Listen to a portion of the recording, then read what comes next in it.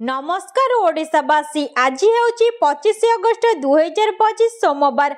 आज दिन टॉप 20 बड़ गुरुत्वपूर्ण खबर रही, जेमिति कि पीएम किसान, सुभद्रा योजना, PM Awas Yojana, ration card विषय भिडियोटी को संपूर्ण देखिले जानिपारे कौन सब अपडेट रही। आपण को भल पाइबा स्वरूप वीडियो को गोटे गोटे लाइक एवं चैनल को सब्सक्राइब करी कमेंट रे जय जगन्नाथ लिखि दियंतु।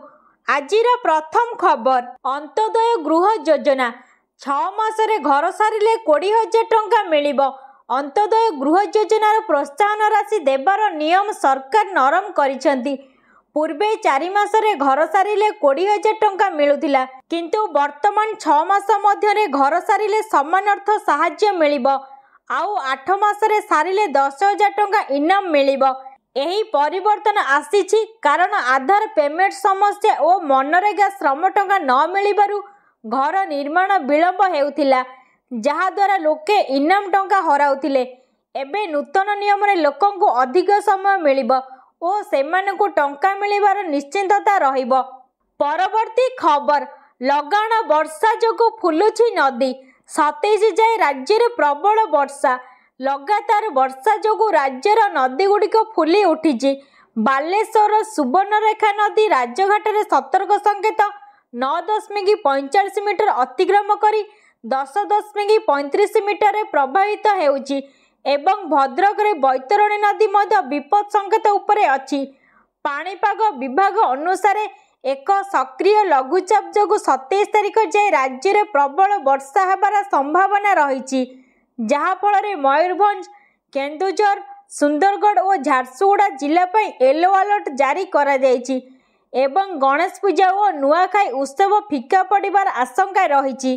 परवर्ती खबर, धान बढ़िबाकु सार नाही, राति सारा धाड़ी रे चाषी। सुंदरगढ़ और मालकानगिरी चाषी माने यूरिया सार अभाव रे गभीर संकट सम्मुखीन हेउचंती। सकाळरू धाड़ी रे छिड़ा होई मध्य सार न मिलुथिबारु मालकानगिरी चाषी माने राजपथ अवरोध करिसेंती एवं अधिकारी ऊपर ऑनलाइन अधिक सारा दर्शाई बस्ताते देवार अभियोग उठिछि। यही संकट आनिछि कारण चाषी संख्या वृद्धि होइतिबारु मालकानगिरी 39,000 46,500 हेले मध्य सरकारी सार जोगाण टार्गेट सेतिकी बढ़ी नाही, जहा फल खरीफ मौसम रे धान चाष विपन्न हेबार आशंका रही। परवर्ती खबर, सुना रूपा दर रे होइछि परिवर्तन। केउ सहर रे केते रहिछि सुना दर? सुना रूपा दर रे होइछि परिवर्तन। गहना किनिबा पूर्वरु नजर पकांतु केउ सहर रे केते रहिछि सुना दर। तेबे जदि आपण आज सुना किनिबा को चाहुचंती बा योजना करिसंती, तेबे प्रथमे जानि नियंतु आज सुना दर। आज भारतीय बाजार रे 24 कैरेट सुना 1,01,620 टंका रहिछि। सेहीपरि 22 कैरेट सुनार दर 93,150 टंका छुईंछि। सेहीपरि राजधानी भुवनेश्वर 24 कैरेट सुनार मूल्य 10 ग्राम पिछा 1,01,620 टंका रहितिबा बेले 22 कैरेट सुनार मूल्य 93,150 टंका को पहुंची। परवर्ती खबर, घरे बसी पाई परिबे बाल आधार समस्त सूचना। भारत रे छोट पिला मानक पई नील रंगर बाल आधार कार्ड तैयारी करिबा बहुत सहज होईची। नवजात शिशुरु आरंभ करी जे कोनोसी बयसर पिला पई एहा मिली पारे एवं एथिपई केवल पिलार फोटो एवं माँ बापा आधार कार्ड दरकार। अभिभावक माने ऑनलाइन आवेदन करी घरे बसिले अधिकारी माने घरे आसी कार्ड तैयारी करि देबे, जहा द्वारा सरकारी सुविधा पई पिलार परिचय निश्चिंत हेबो। परवर्ती खबर, चाषींको पई खुशी खबर। यही दिन अकाउंट को आसीबो 21तम किस्ती टंका। देशर कोटी कोटी चाषींको पई एक खुशी खबर। प्रधानमंत्री किसान सम्मान निधि योजनार परवर्ती 21तम किस्ती सेमानको बैंक अकाउंट रे आसीबाको जाउची।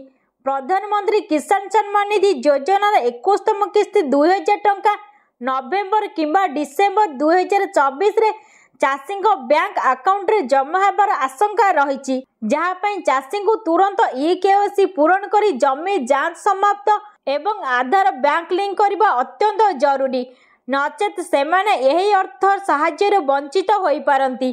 परवर्ती खबर, ବିବାହ କରିବାକୁ ଯାଉଛନ୍ତି ରାହୁଲ ଗାନ୍ଧୀ। ନିଜେ କଲେ ବଡ଼ ଖୁଲାସା। ରାହୁଲ ଗାନ୍ଧୀ ଓ ତେଜସ୍ୱୀ ଯାଦବଙ୍କ ନେତୃତ୍ୱରେ ବିହାରରେ ଭୋଟର ଅଧିକାର ଯାତ୍ରା ଚାଲିଛି, ଯେଉଁଥିରେ ଅରିୟାରେ ଏକ ଖବରଦାତା ସମ୍ମିଳନୀ ସମୟରେ ରାହୁଲ ଗାନ୍ଧୀ ନିଜ ବିବାହ ସମ୍ପର୍କରେ ମଜାଳିଆ ସଂକେତ ଦେଇ କହିଛନ୍ତି ଯେ ତେଜସ୍ୱୀଙ୍କ ବାପାଙ୍କ ସହ ମୋର କଥାବାର୍ତ୍ତା ଚାଲିଛି, ଯାହା ଶୁଣି ଉପସ୍ଥିତ ଲୋକେ ହାସ୍ୟାରସ କରିଥିଲେ। ଏହି 16 ଦିନିଆ ଯାତ୍ରା 17 ଅଗଷ୍ଟରେ ଆରମ୍ଭ ହୋଇ 1 ସେପ୍ଟେମ୍ବର ସମାପ୍ତ ହେବ ଏବଂ ଭୋଟ ଚୋରି ବିରୋଧରେ ସଚେତନତା ସୃଷ୍ଟି କରିବ। ପରବର୍ତ୍ତୀ ଖବର, କେନ୍ଦ୍ରୀୟ କର୍ମଚାରୀଙ୍କ ପାଇଁ ଖୁସି ଖବର। ଗଣେଶ ପୂଜା ପୂର୍ବରୁ ମିଳିବ ଦରମା ସହ ପେନ୍ସନ୍। କେନ୍ଦ୍ର ସରକାର ଗଣେଶ ଚତୁର୍ଥୀ 26 ଅଗଷ୍ଟ ଏବଂ ଓଣମ୍ ପର୍ବ 4 ସେପ୍ଟେମ୍ବର ପୂର୍ବରୁ କେନ୍ଦ୍ରୀୟ କର୍ମଚାରୀମାନଙ୍କୁ ଉତ୍ସବ ଉପଲକ୍ଷେ ଏକ ବଡ଼ ଉପହାର ଦେବାକୁ ନିଷ୍ପତ୍ତି ନେଇଛନ୍ତି। ମହାରାଷ୍ଟ୍ରର ସମସ୍ତ କେନ୍ଦ୍ରୀୟ କର୍ମଚାରୀଙ୍କ ଅଗଷ୍ଟ ମାସର ଦରମା 26 ଅଗଷ୍ଟ ଏବଂ କେରଳର କର୍ମଚାରୀଙ୍କ ଦରମା 25 ଅଗଷ୍ଟରେ ଆଗୁଆ ଭାବରେ ପ୍ରଦାନ କରାଯିବ, ଯାହାକୁ ପରେ ସେମାନଙ୍କ ନିୟମିତ ଦରମା ସହିତ ସମନ୍ୱିତ କରାଯିବ। ପରବର୍ତ୍ତୀ ଖବର, ପୁଣି ଦେବାଶିଷ ସାମନ୍ତରାୟଙ୍କ ବିସ୍ଫୋରଣ ବୟାନ। ନବୀନଙ୍କ ଅସୁସ୍ଥତା ନେଇ ପାଣ୍ଡିଆନଙ୍କୁ ନିଶାନା।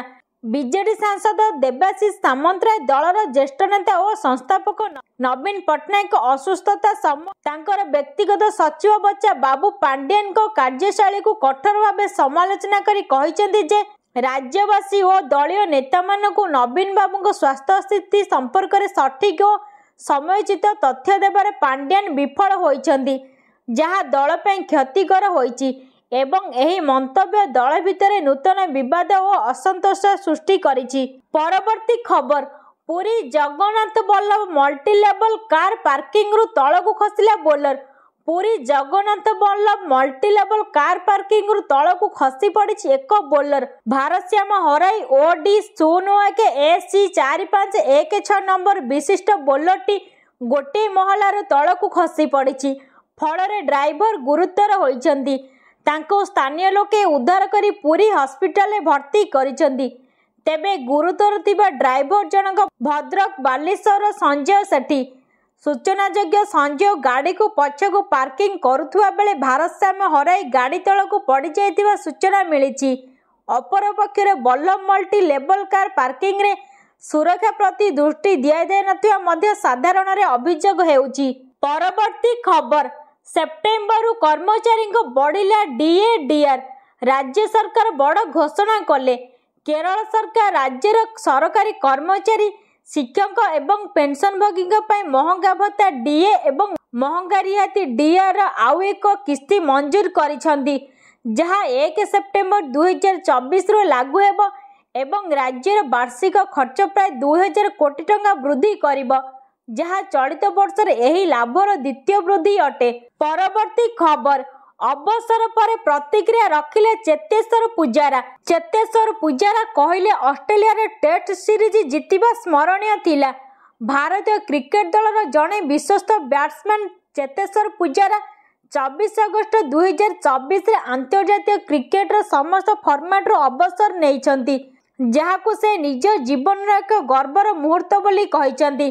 କାରଣ ଦେଶ ପାଇଁ ଖେଳିବାର ତାଙ୍କ ପିଲାଦିନର ସ୍ୱପ୍ନ ସାକାର ହୋଇଥିଲା ଏବଂ ତାଙ୍କୁ ରୋହିତ ଶର୍ମା, ବିରାଟ କୋହଲି ଭଳି ସାଥୀ ଖେଳାଳିମାନଙ୍କ ସହ ଅନେକ ସ୍ମରଣୀୟ ଜୟ କରିଥିଲେ, ଯେପରି 2018, 2019 ଓ 2021ରେ ଅଷ୍ଟ୍ରେଲିଆର ଟେଷ୍ଟ ସିରିଜ ଜୟ ଅନୁଭବ କରିବାକୁ ମିଳିଥିଲା ଏବଂ ଏହି ନିଷ୍ପତ୍ତି ଯୁବ ଖେଳାଳିମାନଙ୍କୁ ଅଧିକ ସୁଯୋଗ ଦେବାକୁ ନେଇ ଏକ ବ୍ୟକ୍ତିଗତ ଓ ସୁନିଶ୍ଚିତ ପଦକ୍ଷେପ ଥିଲା। ପରବର୍ତ୍ତୀ ଖବର, ଅମର ଶତପଥୀଙ୍କ ବିସ୍ଫୋରକ ବୟାନ। ସବୁଠି ବିଜେଡି। ବରିଷ୍ଠ ରାଜନେତା ଅମର ଶତପଥୀ ରବିବାର ଏକ ବିସ୍ଫୋରକ ବୟାନ ଦେଇଛନ୍ତି, ଯାହା ଏବେ ରାଜନୈତିକ ମହଲରେ ଜୋରଦାର ଚର୍ଚ୍ଚା ହେଉଛି। ସେ କହିଛନ୍ତି, ବଡ଼ଚଣା ବିଜେଡିକୁ ଭାଙ୍ଗିବା ପ୍ରକ୍ରିୟା ଭୁବନେଶ୍ୱରରୁ ହିଁ ଆରମ୍ଭ ହୋଇଥିଲା। କର୍ମୀ ସେତେବେଳେ ଦଳ ଛାଡ଼ନ୍ତି ଯେତେବେଳେ ନେତୃତ୍ୱ ଉପରେ ଅନାସ୍ଥା ଆସେ ବା ଭରସା ପାଏ ନାହିଁ। କର୍ମୀ ଦଳ ଛାଡ଼ିବା ଏକ ଦୁର୍ଭାଗ୍ୟଜନକ କଥା। ଏଥିପାଇଁ ବିଜେଡି ହିଁ ଦାୟୀ ବୋଲି ଅମର କହିଛନ୍ତି। ପରବର୍ତ୍ତୀ ଖବର, ହୀରାକୁଦରୁ ଆଉ 4ଟି ଗେଟ୍ ଖୋଲିଲା। ଭାରୀ ବର୍ଷା ଯୋଗୁଁ ହୀରାକୁଦ ବନ୍ଧର ଜଳସ୍ତର ବଢ଼ିଯିବାରେ ଲାଗିଛି। ଜଳଭଣ୍ଡାର ସୁରକ୍ଷା ନିମନ୍ତେ ଏବଂ ଅଧିକ ବନ୍ୟା ଜଳ ନିଷ୍କାସନ କରିବା ପାଇଁ बंध प्रशासन आउ 4टी गेट खोलिबार निष्पत्ति नेइछन्ती। एहा पूर्वरु मध्य किछि गेट खोला जायतिला। निकटवर्ती अंचलर लोकंकु सतर्क रहिबाकु कुहा जायछि। परवर्ती खबर, वर्षा ऋतुरे थंडा ज्वर भय अणायत कलाणी H1N1 और H3N2 भूताणु। राज्य रे वर्षा ऋतुरे H1N1 और H3N2 इन्फ्लुएंजा भूताणुर प्रभाव वृद्धि पाइछि, जहा ज्वर, कंपन, मांसपेशी जंत्रणा, गला व्यथा एवं दीर्घस्थायी काश सहित प्रकाश पाउछि एवं रोगी को 5 रु 7 दिन धरी दुर्बल करुछि, जहाद्वारा हॉस्पिटल रोगी संख्या वृद्धि पाइथिबा बेले डाक्तर माने शिशु, वृद्ध एवं गर्भवती मानकु विशेष सतर्कता अवलंबन करने एवं संक्रमित व्यक्ति दूरे रहिबाकु परामर्श देइछन्ति। परवर्ती खबर, नंदनकानन रे धला बाघ शाबक मृत।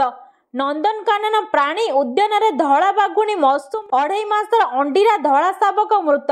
गत जून 7 तारिख रे जन्म होइतिबा बेले 11 तारिख असुस्थ होई पड़िथिला। शिशु जत्न गृह रे प्राणी चिकित्सक अधीन रे चिकित्सित हेउथिला। शनिवार सकाळे तार हठात मृत्यु होइतिबा नंदनकानन उपनिर्देशक सनत कुमार नारायण सूचना देइछन्ति। एबे प्राणी उद्यान रे बाघ संख्या 28 को खसी आसीछि।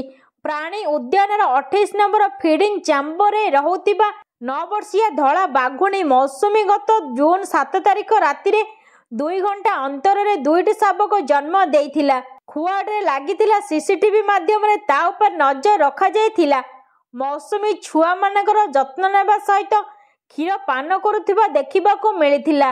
परवर्ती खबर, पुरी कोणार्क विस्टाडम ट्रेन पई विज्ञप्ति प्रकाश। 32 किलोमीटर पई खर्च हेबो 492 कोटी। पुरी रु कोणार्क रेलपथ पई कोणार्कर विभिन्न संगठन और बासिंदा पक्षर दीर्घ वर्ष दाबी होई आसुथिला। पुरी कोणार्क नूतन रेलपथ पई जमी अधिग्रहण लगी रेल मंत्रालय पक्षर विज्ञप्ति प्रकाश पाइबा परे कोणार्क अंचल रे खुशीर लहरी खेली जाइछि। कोणार्क अंचल बासिंदा बहु दिनर स्वप्न एबे पूरण हेबाकू जाउछि। रेलपथ निर्माण हेले पर्यटनर विकास सहित आर्थिक अभिवृद्धि रे सहायक हेबो। भुवनेश्वर, पुरी एवं कोणार्क स्वर्ण त्रिभुज रे नुआ अध्याय जोड़ी हेबो। पर्यटन स्थली कोणार्क को अधिक संख्यक पर्यटक आगमन हेब। परवर्ती खबर, जेउ सुभद्रा आवेदनकारी मानकर बैंक अकाउंट सीधासलख देय हस्तांतर योग्य होई नाही ताहार एक तालिका संपृक्त ब्लॉक, म्युनिसिपालिटी, विज्ञापित अंचल परिषद अथवा महानगर निगम स्तर और सुभद्रा पोर्टाल रे उपलब्ध अटे।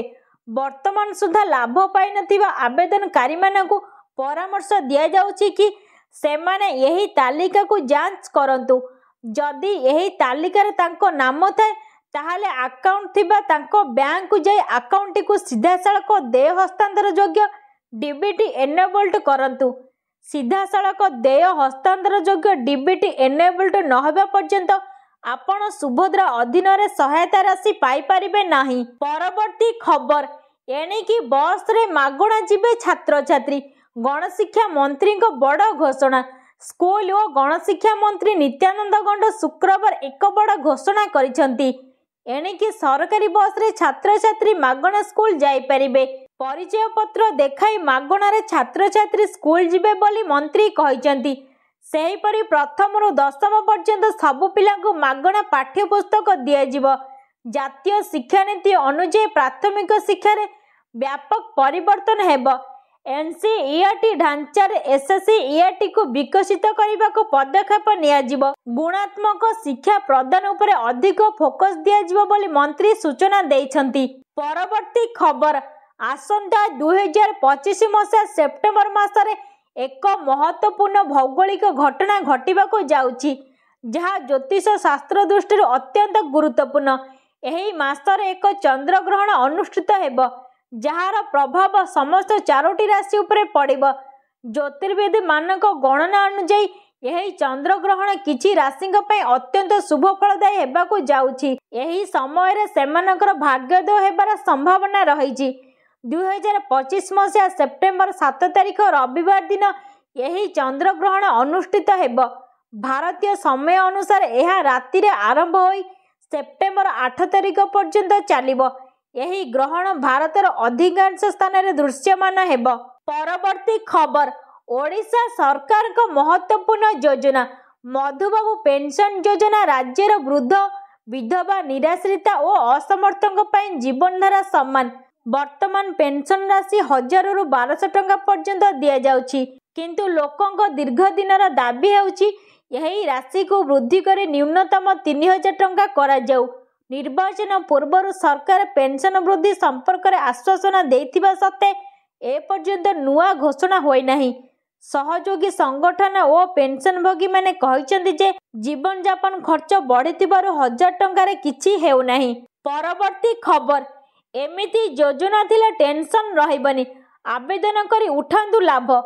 ଜନଧନ ଆକାଉଣ୍ଟ ଖୋଲିଥିବା ନାଗରିକମାନେ ଅଟଳ ପେନସନ ଯୋଜନାରେ ସାମିଲ ହୋଇ ମାସିକ 1000 ଟଙ୍କା ପେନସନ ପାଇପାରିବେ, ଯାହା ପାଇଁ 60 ବର୍ଷ ବୟସ ପର୍ଯ୍ୟନ୍ତ ନିୟମିତ ଛୋଟ ପ୍ରିମିୟମ ଜମା କରିବା ଆବଶ୍ୟକ ଏବଂ ଏହି ଆକାଉଣ୍ଟ ମାଧ୍ୟମରେ ଅଧିକ ସୁଧ 1 ଲକ୍ଷ ଟଙ୍କା ଦୁର୍ଘଟଣା ବୀମା, 30,000 ଟଙ୍କା ପରିବାର ବୀମା ଏବଂ 6 ମାସ କାରବାର ପରେ ଓଡ୍ରାଫ୍ଟ ସୁବିଧା ମଧ୍ୟ ମିଳିଥାଏ, ଯାହା ଭବିଷ୍ୟତ ଆର୍ଥିକ ସୁରକ୍ଷା ନିଶ୍ଚିତ କରେ।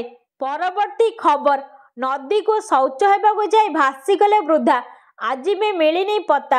ବାଲେଶ୍ୱର ଜିଲ୍ଲା ଖଇରା ଥାନା କୁରୁଣ୍ଡା ପଞ୍ଚାୟତ ଅଧୀନ ରାଇକୁଳା ଗ୍ରାମର ଜଣେ କାଂସବାଂଶ ନଦୀକୁ ଶୌଚ ହେବାକୁ ଯାଇ ନିଖୋଜ ହୋଇଯାଇଛନ୍ତି। ତାଙ୍କ ନାମ ସୁକୁଟି ମାଝୀ, ବୟସ 70। ଶନିବାର ସନ୍ଧ୍ୟାରେ ଶୌଚ ହେବାକୁ ଯାଇ ନିଖୋଜ ହୋଇଯାଇଥିଲେ। ଘରକୁ ନ ଫେରିବାରୁ ପରିବାର ଲୋକେ ଅଗ୍ନିଶମ ବାହିନୀକୁ ଖବର ଦେଇଥିଲେ। ଖଇରା ଓ ଅଡ଼ା କେନ୍ଦ୍ରରୁ 2ଟି ଟିମ୍ ରବିବାର ସକାଳଠାରୁ ଖୋଜାଖୋଜି ଜାରି ରଖିଥିଲେ ହେଁ ଖବର ଲେଖା ହେବା ସୁଦ୍ଧା ବୃଦ୍ଧାଙ୍କର ପତ୍ତା ମିଳୁନାହିଁ। ପ୍ରବଳ ସ୍ରୋତ ଯୋଗୁଁ ଅଗ୍ନିଶମ ବାହିନୀକୁ ଖୋଜାଖୋଜିରେ କିଛିଟା ସମସ୍ୟାର ସମ୍ମୁଖୀନ ହେବାକୁ ପଡୁଛି। ପରବର୍ତ୍ତୀ ଖବର, ଭାରତ ପରେ ଆମେରିକାକୁ ବଡ଼ ଝଟକା ଦେଲା ୟୁରୋପ। ଭାରତ ପରେ ଏବେ ଆମେରିକାକୁ ୟୁରୋପର ମଧ୍ୟ ଏକ ବଡ଼ ଝଟକା ଲାଗିଛି। ସ୍ପେନ ଏବଂ ସୁଇଜରଲ୍ୟାଣ୍ଡ ଆମେରିକାର ପଞ୍ଚମ ପିଢ଼ିର ଲଢୁଆ ବିମାନ F-35 କିଣିବାକୁ ସ୍ପଷ୍ଟ ଭାବରେ ମନା କରିବା ପରେ ଡୋନାଲ୍ଡ ଟ୍ରମ୍ପ ପ୍ରଶାସନର ଆଶା ଧୂଳିସାତ ହୋଇଗଲା। ଉଭୟ ଦେଶ ୟୁରୋପୀୟ ବିକଳ୍ପଗୁଡ଼ିକୁ ବିଶ୍ୱାସ କରି ସେମାନଙ୍କର ପ୍ରତିରକ୍ଷା ରଣନୀତିକୁ ଏକ ନୂତନ ଦିଗ ଦେଇଛନ୍ତି।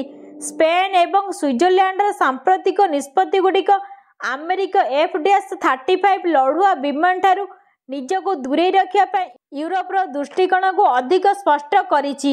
ପରବର୍ତ୍ତୀ ଖବର, ଆଜିଠୁ ଆରମ୍ଭ ହେଉଛି ଲୋକପ୍ରିୟ ଶୋ ବିଗ୍ ବସ୍। ସଲମାନ ହିଁ ନୁହେଁ, ବିଗ୍ ବସ୍ ଶୋରେ ହୋଷ୍ଟ ଭୂମିକାରେ ନଜର ଆସିଛନ୍ତି ଏ କଳାକାର। ବହୁଚର୍ଚ୍ଚିତ ରିଆଲିଟି ଶୋ ବିଗ୍ ବସ୍ 19 ଆଜି ଅର୍ଥାତ୍ ଅଗଷ୍ଟ 24ରୁ ଆରମ୍ଭ ହେଉଛି। ଏହି ନୂଆ ସିଜିନ୍ ମଧ୍ୟ ଗତ କିଛି ବର୍ଷ ପରି ସଲମାନ ଖାନଙ୍କ ଦ୍ୱାରା ହୋଷ୍ଟ କରାଯିବ। କିନ୍ତୁ ଆପଣ ଜାଣନ୍ତି କି 2000 ମସିହାରେ ଆରମ୍ଭ ହୋଇଥିବା ଏହି ଶୋକୁ ଏପର୍ଯ୍ୟନ୍ତ ମୋଟ 6 ଜଣ ହୋଷ୍ଟ ମିଳିଛନ୍ତି। ତେବେ ଏହି ସମସ୍ତ ହୋଷ୍ଟଙ୍କ ମଧ୍ୟରେ ଦର୍ଶକ ସଲମାନଙ୍କୁ ବହୁତ ଭଲ ପାଇବା ଦେଇଛନ୍ତି। ତେବେ ଆସନ୍ତୁ ଜାଣିବା ବିଗ୍ ବସ୍କୁ ଏପର୍ଯ୍ୟନ୍ତ କେଉଁ କେଉଁ ସେଲିବ୍ରିଟି ହୋଷ୍ଟ କରିଛନ୍ତି। ବଲିଉଡର ଜଣାଶୁଣା ଅଭିନେତା ଅରଶଦ ୱାରସି 2006 ମସିହାରେ ବିଗ୍ ବସ୍ର ପ୍ରଥମ ସିଜିନ୍ର ହୋଷ୍ଟ ଥିଲେ। ଏହା କହିପାରିବା ଯେ ଏହି ଶୋର ଶୁଭାରମ୍ଭ ଅରଶଦ ୱାରସି ହିଁ କରିଥିଲେ। ପରବର୍ତ୍ତୀ ଖବର, ବୈଷୟିକ ପାଠ ପ୍ରତି ବଢୁଛି ଆଗ୍ରହ, କଲେଜରେ ଖାଲି ପଡୁଛି ସିଟ୍। କଲେଜ ଶିକ୍ଷାରୁ ମୁହଁ ଫେରାଉଛନ୍ତି ଛାତ୍ରଛାତ୍ରୀ। ଯୁକ୍ତ 2 ହେଉ ଅବା ଯୁକ୍ତ 3 ସବୁଠି ସମାନ ସ୍ଥିତି। ପ୍ରଥମ ପର୍ଯ୍ୟାୟରେ ନାମ ଲେଖା ପରେ ଏବେ +2ରେ 2 ଲକ୍ଷରୁ ଅଧିକ ସିଟ୍ ଖାଲି ପଡ଼ିଛି।